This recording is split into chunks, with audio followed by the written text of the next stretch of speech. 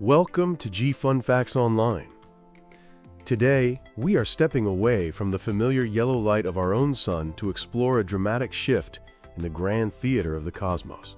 For decades, when astronomers looked for life, or for a second Earth, they looked for mirrors of our own solar system.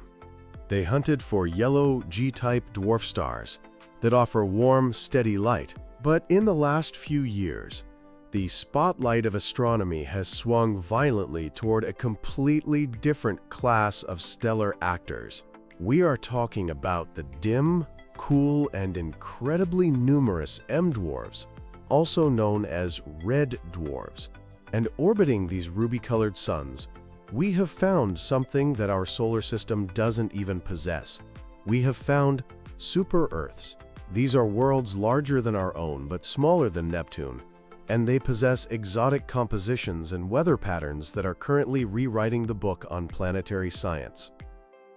In this episode, we are going to do a comprehensive deep dive into these red sky worlds. We are going to journey from the violent flares of their host stars to the twilight zones of tidally locked surfaces. We will break down the most recent discoveries from the James Webb Space Telescope, or JWST, regarding specific planets like LHS 1140b and the controversial K2 to 18b. This is the story of how we stopped looking for Earth 2.0 and started looking for something entirely different. To understand these super-Earths, we have to start by understanding their masters, the M-dwarf stars. These are the runts of the stellar litter. They possess between just 8% and 50% of the Sun's mass. They are small, and they are dim. But in terms of population, they are the undisputed kings of the Milky Way. They make up approximately 75% of all stars in our galaxy. Think about that for a moment. If you were to pick a star at random from the night sky, the statistical odds say it would be a red dwarf. The only reason you don't see them everywhere is that they are too dim. Even Proxima Centauri, our absolute nearest neighbor, is a red dwarf, and yet it is invisible to the naked eye. But do not mistake their dimness for frailty. These stars are engines of extreme efficiency. Because they burn through their hydrogen fuel so slowly, they have lifespans measured in the trillions of years. Compare that to our sun. Our sun will die in about 5 billion years. It is a temporary flash in the pan compared to an M-dwarf. An M-dwarf born today will still be shining when the rest of the universe has effectively gone dark. This leads to a profound implication for the search for life, known as the longevity paradox. If a biosphere can establish itself on a planet around a red dwarf, it doesn't just have a few billion years to evolve, it has eons. However, there is a catch. Because M-dwarfs are cool, with surface temperatures around 500 to 500 Kelvin, their habitable zone, the region where liquid water can exist, is huddled incredibly close to the star. For a planet to be warm enough to host life, it often must orbit closer to its red sun than Mercury does to our sun. And this proximity comes with severe consequences regarding gravity and radiation, which we will get to shortly. First, let's talk about the planets themselves. Before the Kepler Space Telescope launched, we didn't really know super-Earths existed. In our solar system, we have the rocky inner planets, Earth being the biggest, and then we jump all the way up to the ice giants, Uranus and Neptune, which are roughly 4 times Earth's radius. We have nothing in the middle. We assumed the universe followed that rule. We were wrong. Super-Earths are planets with a mass higher than Earth's, but substantially lower than the ice giants. They generally fall between 1.2 and 2.5 times the radius of Earth. In the context of M-dwarf systems, these worlds are ubiquitous.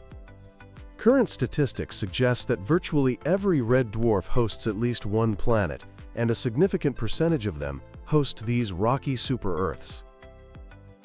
One of the great mysteries characterizing these worlds is something called the Fulton Gap, or the Radius Valley.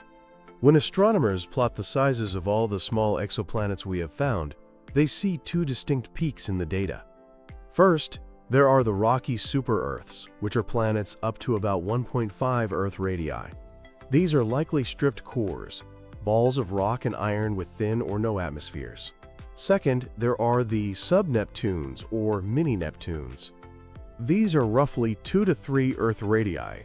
These likely possess thick hydrogen-helium envelopes or massive layers of volatile materials like water and ice. But here is the mystery. There is a scarcity of planets in between those two sizes. The prevailing theory to explain this is photoevaporation.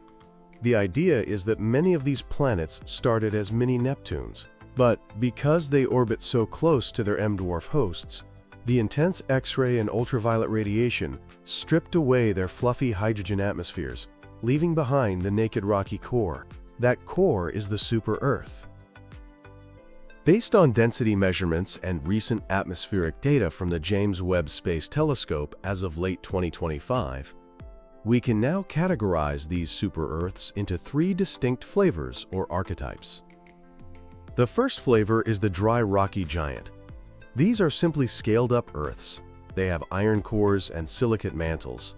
However, because of their higher gravity, often 1.5 to 2 times Earth's gravity, their geology is radically different.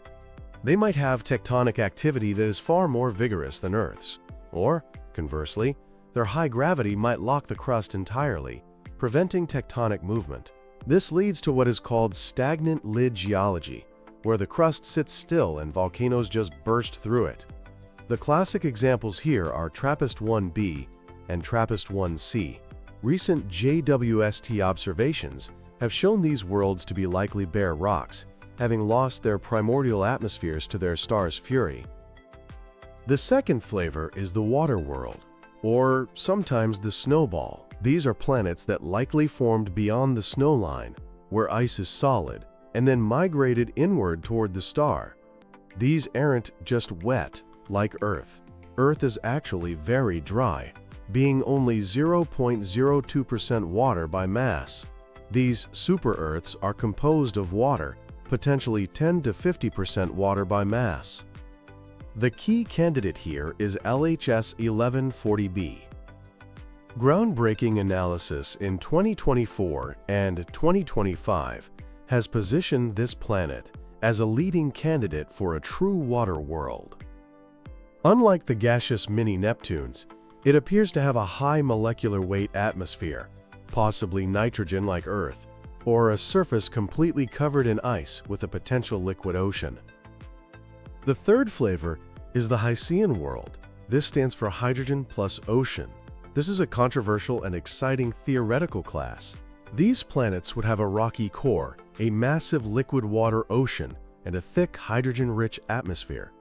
The hydrogen acts as a potent greenhouse gas, keeping the ocean liquid even at great distances from the star. The center of this controversy is the planet K2 to 18b. In 2023 and 2024, astronomers detected methane and carbon dioxide there, and even hinted at dimethyl sulfide, a potential biosignature. However, throughout 2025, the debate has raged. New models suggest K2 to 18b might actually be a magma ocean world, where that hydrogen atmosphere sits atop molten lava, not water. The jury is still out, making it one of the most watched planets in the sky. Now, the question driving all this research is simple. Can we live there? The answer is a complex battle between the stability of the star and the resilience of the planet. This brings us to the M-dwarf flare problem. Red dwarfs are incredibly temperamental in their youth. For their first billion years, they spin rapidly and generate magnetic fields that unleash superflares. These are explosions thousands of times more powerful than anything our sun produces. These flares come with coronal mass ejections that can strip a planet's atmosphere entirely. If a super-Earth cannot generate a magnetic field strong enough to deflect this bombardment, it becomes a dead, airless rock. It becomes like Mars, but cooked. This is why the confirmation that TRAPPIST-1b lacks an atmosphere was such a blow to optimists. It proved that being close to an M-dwarf is a dangerous game. There is another condition we must accept: tidal locking. Because these planets orbit so close to their stars, gravity eventually slows their rotation until it matches their orbit. This means one side of the planet faces the star forever in eternal day, and the other faces the void in eternal night. On a water-rich super-Earth, this creates the concept of the eyeball Earth. Imagine a world where the day side is open ocean, the night side is a massive frozen ice cap, and the terminator line, the twilight zone between day and night, is a temperate ring of eternal sunset. A major fear with tidal locking is atmospheric collapse. The worry is that the atmosphere would freeze out on the night side, turning into snow and leaving the planet airless. However, modern global climate models suggest that if the atmosphere is thick enough, like a super-Earth with 1 bar or more of pressure, effective heat redistribution occurs. The winds on these planets would be fierce, constantly blowing from the hot day side to the cold night side, keeping the atmosphere gaseous. Let's take a tour of the specific systems that have defined the 2024 and 2025 era of discovery. First up is LHS 1140b, the Bullseye World. Located 48 light-years away in the constellation Cetus, this planet has become the darling of the exoplanet community. It orbits a quiet M-dwarf, one that doesn't flare as violently as TRAPPIST-1. Recent JWST transmission spectroscopy ruled out a puffy hydrogen atmosphere. Instead, the data fits a nitrogen-dominated atmosphere or a water-ice surface. It is likely a snowball Earth with a melted ocean on the side facing the star, literally an eyeball of blue water staring at a red sun, surrounded by white ice. This patch of ocean could be 4,000 kilometers wide, boasting a comfortable surface temperature of 20 degrees Celsius or 68 degrees Fahrenheit. Next is the TRAPPIST-1 system, the Seven Sisters. This remains the most studied system. It has 7 Earth-sized planets, packed into an orbit smaller than Mercury's. We know planets B and C are likely airless rocks. The focus has now shifted to TRAPPIST-1, E, F, and G, which are in the habitable zone. Detecting atmospheres here is harder because they are cooler. If they have managed to hold on to water despite the star's violent history, they would be the ultimate proof that red dwarf habitability is possible. Then we have TOI 715b, the conservative bet.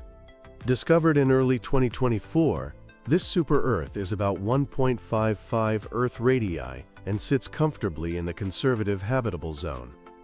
This is a region where we don't need to make hopeful assumptions about cloud cover to make liquid water possible. It orbits its star every 19 days. What makes TOI 715 unique is the potential presence of a second, Earth-sized planet nearby, creating a complex gravitational dance. And finally, there is GJ 251c, the neighbor. Identified in late 2025, this super-Earth is only 18 light-years away. Its discovery was a triumph of radial velocity instruments, like the Habitable Zone Planet Finder, which managed to filter out the noise of the star's magnetic activity to find the planet's signal. It represents the future of detection, finding planets around nearby active stars that we previously thought were too noisy to analyze. So how will we know if anything lives there? We are looking for biosignatures and technosignatures. For biosignatures, we are hunting for molecules. Specifically, we are looking for disequilibrium chemistry. Methane and oxygen should NT coexist for long. They react to form carbon dioxide and water.